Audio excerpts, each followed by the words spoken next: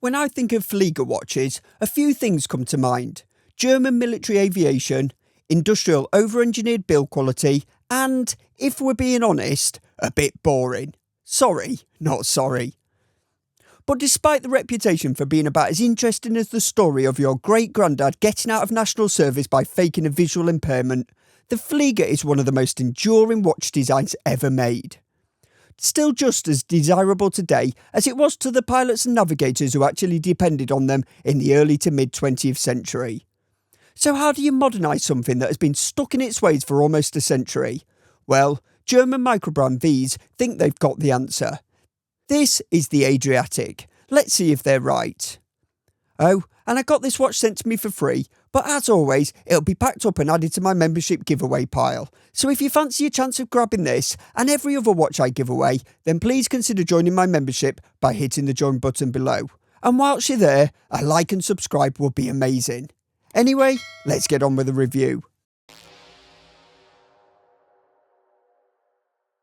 So, before we get into the watch, just a bit of context on VIIS. It's a young independent German microbrand founded by aviation enthusiast husband and wife team Josip and Leonie. They launched their first collection last year with a modern take on the classic Flieger.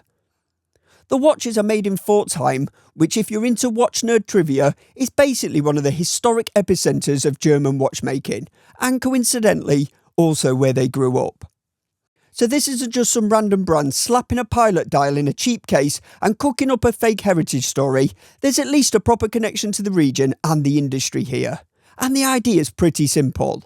Take a Flieger Type B design, tweak it for modern tastes, keep the German build quality and don't make it stupidly expensive. And that brings us to this, the Adriatic GMT.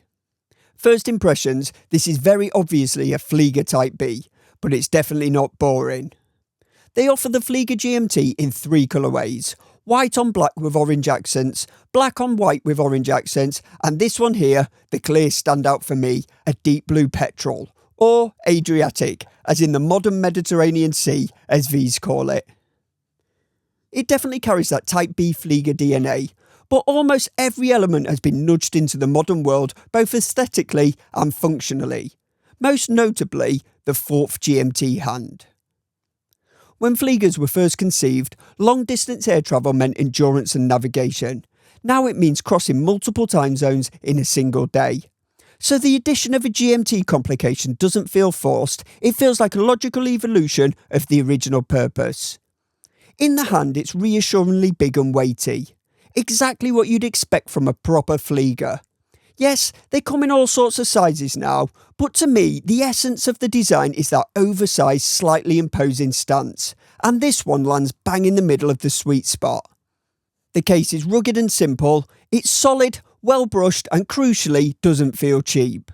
Although, and I'll come back to this later, buyers wearing this more as a style piece than a navigation tool might just want a touch more finishing. Nothing dramatic, just enough to elevate it. Specs include a 42mm stainless steel case, 49mm lug-to-lug, 11.3mm thick, a double-domed sapphire crystal with anti-reflective coating to the inside, a screw-down crown and screw-down caseback offering 100 metres of water resistance, and a 4Hz Miyota 9075 true GMT.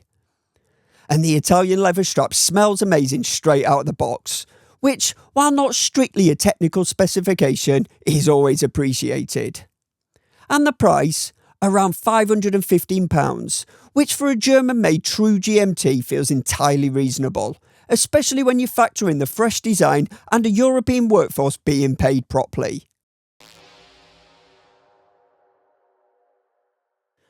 The case follows the traditional Flieger approach of giving as much visual space as possible to the dial. Legibility first, everything else second. That's achieved with an extremely thin brush bezel, keeping the focus exactly where it should be. Overall, the design is intentionally simple, exactly what you'd expect from something conceived as a navigation instrument rather than a piece of jewellery. Brushing across the top of the case, the bezel, and down the sides. Nothing decorative, just done properly. There's a very slim polished ring along the edge of the bezel, which elevates the design slightly, although, if I'm honest, it also makes me wish the rest of the case finishing pushed just a little further. I understand why VIIS kept it simple. Staying true to the Flieger identity means prioritising tool watch honesty over decorative flair. The reality is most owners won't be using this for aerial navigation, and a subtle chamfer with a touch of polishing along the lug edges could have elevated the whole watch without betraying the concept. That said, the brushing is competently executed and clearly intentional. It achieves exactly what VIIS set out to do, even if that decision slightly narrows the audience. And honestly, I respect the stubbornness. The sign crown is thoughtfully handled, rather than a full traditional onion crown, which might have felt out of place on a more contemporary design. VIIS opted for a restrained modern interpretation that still carries a hint of the classic Flieger silhouette. It's recognisable, but in a controlled way. Flip the watch over and you're greeted with a display case back showing the Miyota 9075 inside, a movement which I'm personally very fond of. In terms of quality to price ratio, it's hard to beat. There is one detail that might bother the purists. Despite the Made in Germany text on the dial, the movement is clearly not. But personally, I think it's a sensible decision. The equivalent German-made GMT movement would push the price far beyond what this watch is trying to be. So while it may not tick every box for the traditionalists, it does make the Adriatic much easier to justify, which, realistically, matters more. You might disagree, so I'd love to hear your thoughts in the comments. But I would have liked to have seen a custom rotor with a VIIS branding on though. A small detail, but one that would have added a bit more theatre to the view. And yes, I've scratched it already. One of the unavoidable consequences of actually wearing review pieces for a few days before talking about them. So this one's on me being a clumsy bull in a china shop, not VIIS. Type B Flieger dials traditionally prioritise minutes over hours. The 5-minute track sits along the outer edge, while the 12-hour display is reduced and pushed into the centre. Functionally, this made perfect sense for pilots and navigators, who needed precise minute and second readings above all else. For the remaining 99.9% of modern watch buyers, most of us who would never see the inside of a 1940s Messerschmitt cockpit, it can feel slightly excessive. VIIS solution is simple but effective. They flip the layout. You still get the precise 5-minute scale, but now it sits in the centre, while the 12-hour numerals return to a more familiar outer position. Add the GMT hand and the surrounding 24-hour chapter ring, and the result is a layout that feels logical rather than historical for the sake of it. It is undeniably busy, but it's thoughtfully busy. The orange inner ring softens the visual density, and that same orange is carried through to the minute and GMT hands, giving the dial a clear sense of continuity. Everything is printed as you'd expect for a Flieger, but thankfully the execution is sharp. Crisp white text contacts cleanly against the deep blue background, and the typography is convincingly Germanic. Sitting somewhere between a traditional pilot watch seriousness and the cleaner modern restraint you'd associate with a new IWC.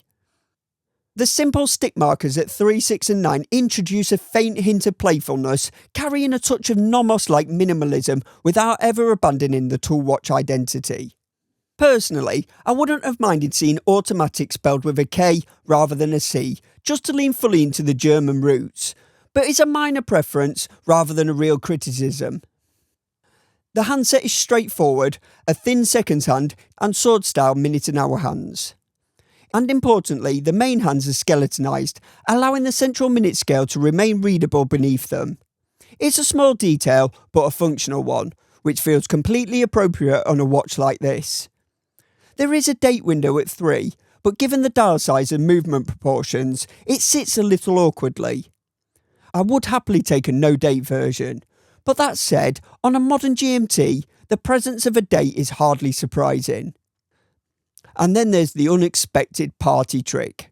Everything printed in white glows in BGW9. Numerals, hands, second hand, logo, even the automatic and made in Germany text. Naturally, the printed elements can't match the brightness or longevity of the filled hands. And the smallest text only gives off the faintest glow, but the fact that it's there at all is oddly delightful. I would love to see the GMT chapter ring loomed as well though, perhaps something for a future version. On the wrist, it looks big, but it also looks right. Exactly what you'd expect from a watch in this style. And honestly, it feels far more appropriate than trying to make a Flieger wear a bit dainty. The camera exaggerates the size slightly on my 6¼ inch wrist. In reality, the lugs sit comfortably within the width of my wrist, and it never feels unmanageable. I am using the final hole on the strap though, so for the 3 adults on Earth with wrists smaller than mine, this might be pushing it. Still, chin up short king, size isn't everything. The leather strap itself is excellent. Simple, well matched to the watch and comfortable straight away. It should only improve with wear too. A bit of natural distressing will suit the overall aesthetic nicely. The buckle is equally well made. Solid, slightly masculine in shape and clearly designed to match the case rather than pulled from a generic parts bin and engraved with the logo as an afterthought. Taken as a whole, this feels like a genuinely thoughtful modern Flieger.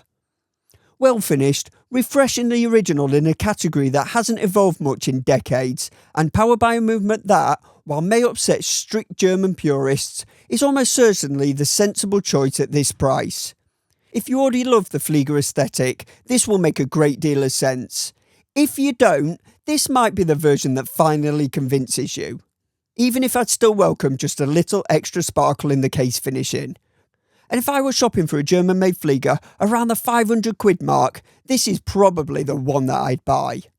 Thanks for watching, please like and subscribe, and I'll catch you in the next one.